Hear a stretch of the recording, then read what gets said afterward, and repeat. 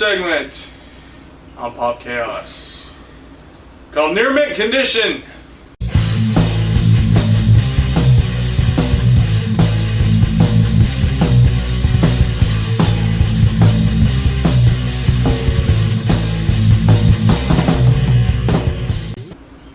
About everything comics related. Mm-hmm. And boy, oh boy, do we have a good one for you today. Yeah, we've been talking about this between ourselves for an awful years. Pardon me for a second. He's over there now. Yeah, he's okay. That's a spotter. Okay. One word, and this is going to offend people. I'm not sorry. And I hope it does. I'm not sorry. Because we both hate it, and the word is Ultimates. Marvel Comics Ultimates. Now, for any of you all out there that don't know what Ultimates is, God, I envy you. It's a festering sack of horse shit's what it is. Basically, Ultimates was Marvel's brainchild of an attempt at giving the little kiddies something to read without having to go back and read 60 plus years of continuity and backstory. What you get when you do that is a bunch of people who apparently are experts, self-proclaimed experts. What happened was they decided that they changed the concept into, let's do Marvel Comics if they were created today. Just imagine Marvel Comics created today. Which, all in all, could have been good. I mean, it was a neat idea.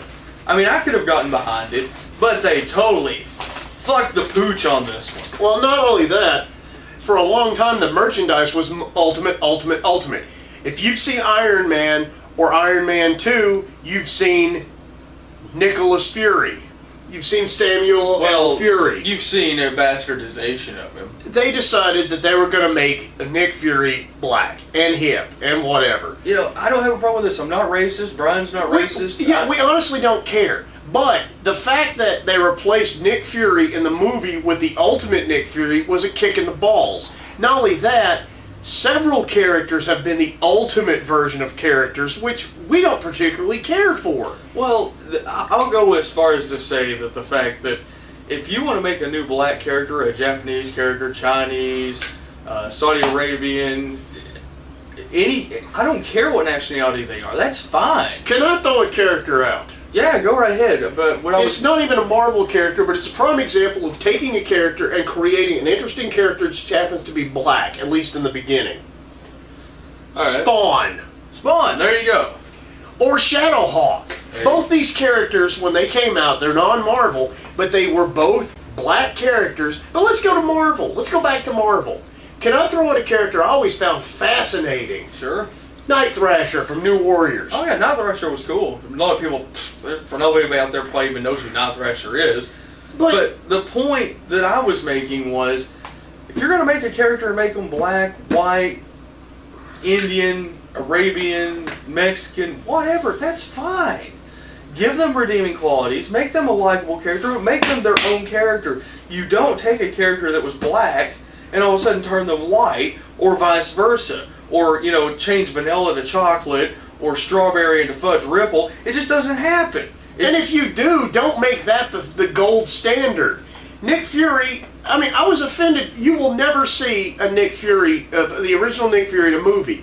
And I've actually seen this on boards. Oh, yes, you will. Marvel is racist because they're trying to replace black Nick Fury with white Nick Fury. Yes, you will see Nick Fury as the original white Nick Fury on TV. Oh, that shitty Hasselhoff Oh, movie? thank you. You remember that, Oh, yes. sweet yes. Jesus. Oh, God. That was terrible. Okay, I have another problem with Ultimates. One of my favorite X-Men is Longshot. They turned him into not only gay, which I'll get into that in a minute, but they just turned him into a completely unlikable character, a throwaway. Okay, if you're going to make a gay character, let me give you an example of a character that I think was handled appropriately. Let me see if I can take a wild guess. Yes, by all means. Jean-Paul, North Star. Yes.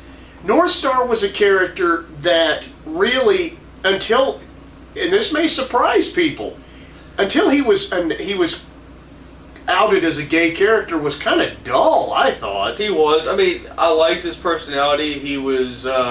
He still is. He's kind of the asshole.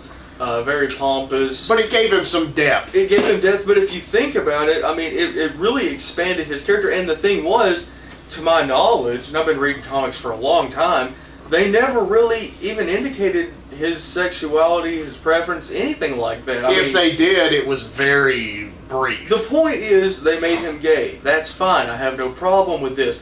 The thing is they did it in a way that wasn't so in your face. I mean, it didn't change his character. You know, it's not even that so much.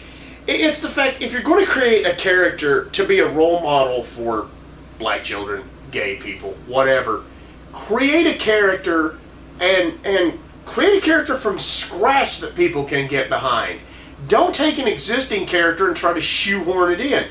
Richter, Shatterstar. I believe they even did Colossus. Yeah, Colossus in Ultimates was gay. In regular Marvel 616, Shatterstar and Richter are gay.